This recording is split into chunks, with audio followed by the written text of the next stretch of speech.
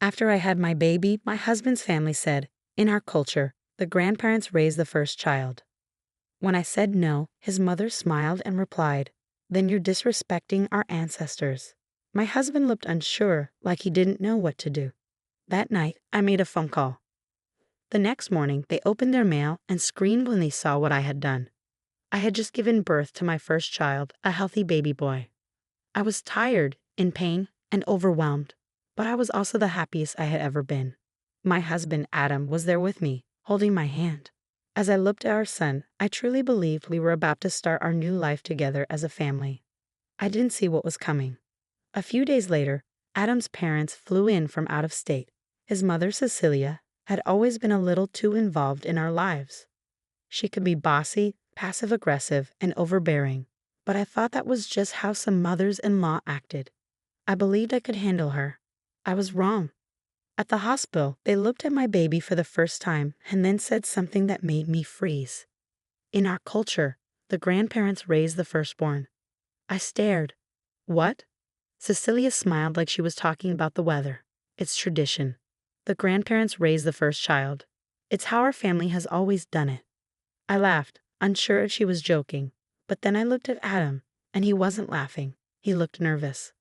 I turned to him. You know about this? He shifted in his seat. I thought we'd talk about it later. Cecilia clapped her hands happily. There's nothing to talk about. We already started setting up a nursery at our house. They'll be so happy with us. My mouth went dry. You expect me to give you my baby? Cecilia's smile grew even wider.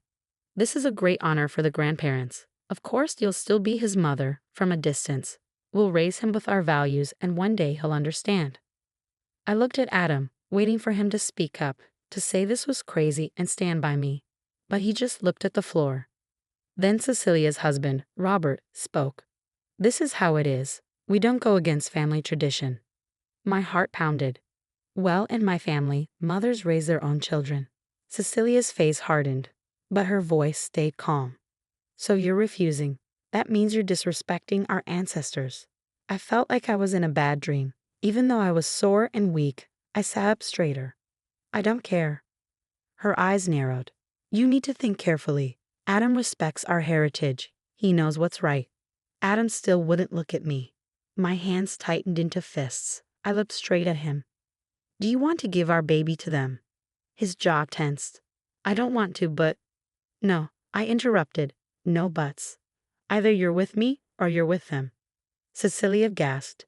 You're making him choose between us and you? I looked her in the eye. I am his family, and this, I pointed at our sleeping son, is his family. Silence. Then Cecilia gave a soft laugh. Well, she said, this will be interesting. The look she gave me made my skin crawl. I didn't know what she was planning, but I knew this wasn't over. I was tired. I needed to rest. So I said nothing. But I wasn't dumb. I had seen Cecilia's smug smile. I had seen Adam hesitate. I had seen Robert look at me like I was in the way.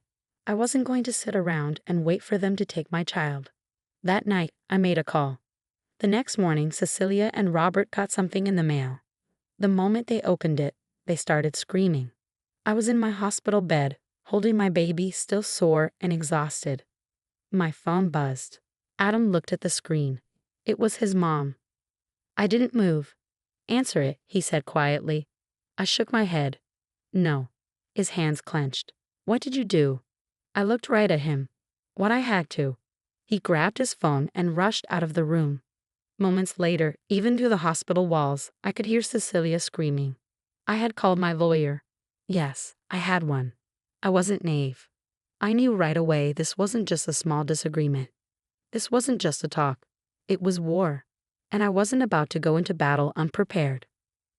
By the time I left the hospital, I had everything set up legally.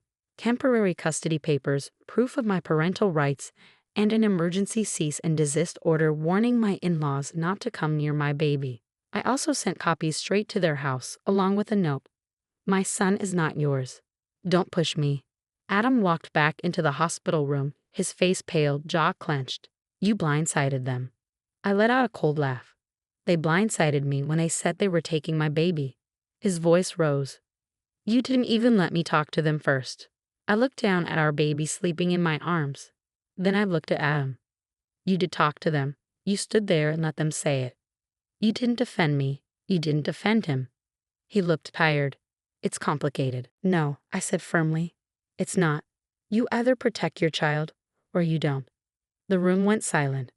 I didn't recognize him anymore. The man I married would have never let this happen. But I couldn't focus on that. I had a newborn to protect. We went home the next day. I locked every door, checked all the windows, twice. Maybe I was being too careful. I didn't care. Then, 2 days later, Cecilia showed up. She was at our front door, Robert next to her. This time she wasn't smiling. I just want to talk, she said sweetly. As a family. I crossed my arms and stood in the doorway. We have nothing to talk about. She let out a big sigh. You're acting like we tried to kidnap him. I blinked. You literally said you were taking my baby. Robert frowned. It's okay. My stomach turned. Get off my property. Cecilia's smile faded. Adam, she said, turning to him. Her voice turned sugary. You're going to let her talk to us like this? Adam shifted uncomfortably. Maybe we should just hear them out. I cut him off. They think they have a claim to our son. You really want to hear more of that? Cecilia's face hardened. You can fight this, she said, but you won't win. I lifted my chin. We'll see. She forced a smile. We'll be back. I slammed the door in her face. That night, I couldn't sleep. Every sound outside made me jump. Every shadow made my heart race. I held my baby close. Adam sat up in bed. You need to make peace with them, he said. I turned to him slowly. What did you say? They're not going to stop, he said, rubbing his face. They're serious about this. So am I, he sighed. They're doing what they think is right. I stared at him shocked. You agree with them? I'm saying it's their tradition, he said quietly, and we knew that when we got married. I couldn't breathe. So you think I should just give them our baby? He looked torn, then stood up and grabbed a bag. I'm going to stay at their place for a few days, he said. I need space to think. My blood ran cold. What? It's just too much right now, he said. I need time. You're leaving us. My voice cracked, but Adam wouldn't look at me. I watched him walk out the door, and in that moment, I knew this wasn't just about his parents anymore. This was about him, and I had just lost him to them. He didn't come home that night, or the one after. At first, I told myself he just needed time. Maybe he'd come to his senses. Maybe he'd realize he was wrong. But on the third day, I woke up to a message from him. We need to talk. Meet me at my parents' house. Everything in me screamed don't go, but I needed to know the truth. Was the man I married still there, or completely gone? So I went. As soon as I pulled into the driveway, I knew something was wrong. Cecilia stood at the door smiling, like she'd already won. Adam was behind her, stiff and distant. I walked up with my son in his car seat, gripping the handle tightly. What do you want? I asked. Cecilia clasped her hands together. We've been talking, and we think we have a compromise. I glanced at Adam. He wouldn't meet my eyes. What kind of compromise? She motioned toward the house. Let's talk inside. No, I said. Say it here. She looked annoyed. You're being unreasonable. And you're being manipulative. She took a breath, then said, Fine. Here's the offer. You give us full custody, and we'll let you stay in his life. I almost laughed. You think I'd give you my baby? Her smile faded. If you fight this, Adam will take you to court, and we'll support him. My heart pounded. What are you talking about? Adam finally spoke. I think he'd be better off here, he said quietly. My chest hurt. You're trying to take him from me? I just want what's best for him. Cecilia jumped in. With our lawyers and connections, we will win, she said. But we're giving you a chance. Agree now, and you'll still be able to see him, holidays, special occasions. You mean supervised visits with my baby. She smiled again. It's better than nothing. I tightened my grip on the car seat. If you try to take him from me, I will fight you. Cecilia didn't flinch. We'll see. I didn't go home. Adam had a key. He knew the alarm codes. He could walk in any time. If his parents were backing him, I didn't know what they'd try next. So I drove straight to my lawyer's office. I told her everything, the threats, the custody deal, how Adam had turned on me. She listened closely, then said, "You need to leave." "What?" "If they file first, they could say you're unstable, that you're keeping the baby from his father, or even kidnapping him." "But he's my baby. He's both of yours, legally," she said. "You need to file for emergency custody first, and fast." I nodded. "Okay." That night, I packed a bag, grabbed my son, and left. I didn't know where to go. My family lived far away, and I didn't trust anyone nearby. So I drove for hours, stopping only when I couldn't stay awake. I found a cheap motel, carried my baby inside, and locked the door. I pushed a chair against it and collapsed onto the bed, too scared to sleep. The next morning, I called my lawyer. "I need to file for emergency custody." "Good," she said. "But there's a problem." "What is it?" She hesitated. "Adam filed first." My stomach dropped. "What?" "They're saying you're unstable, that you ran off with the baby, that you won't let Adam see him." I felt sick. "They threatened me." "They have money and influence," she said. "Courts often favor shared custody, if we're lucky. And if we're not, they might say you're unfit, that you kidnapped your own child." My blood turned to ice. Adam was painting me as the threat. Me, the one who had been trying to protect our baby. My lawyer leaned in. "We have to act fast. We'll file a counterpetition for full custody. Do you have any proof of their threats?" I shook my head. "Nothing solid. Just my word." She nodded grimly. "Then we need something stronger. We need evidence." I knew exactly where to look.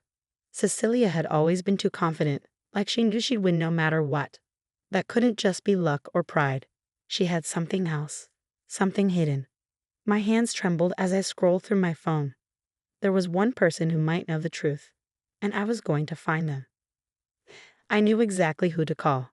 Adam's cousin Lisa had always been the black sheep of the family. Outspoken, independent, everything Cecilia hated. But that meant she was the one who'd seen the truth. I dialed her number, my fingers shaking. She picked up on the second ring. "Hello?" "Lisa." I exhaled, feeling the weight of everything crashing down. "I need your help." For a moment, there was silence. Then her voice, quiet but firm. "You finally figured it out, didn't you?" My stomach clenched. "What do you mean?" Lisa let out a heavy sigh. "You're not the first one. Cecilia's done this before." I froze. "What?" She spoke slowly, as if letting it all sink in. "She did the same thing to my mom." I swallowed hard. "What happened?" Lisa's voice wavered slightly. "She took my older brother away. My mom fought for years. But Cecilia had money, lawyers, connections. She won." I clenched my fists, trying to keep my anger under control. Lisa lowered her voice, almost a whisper.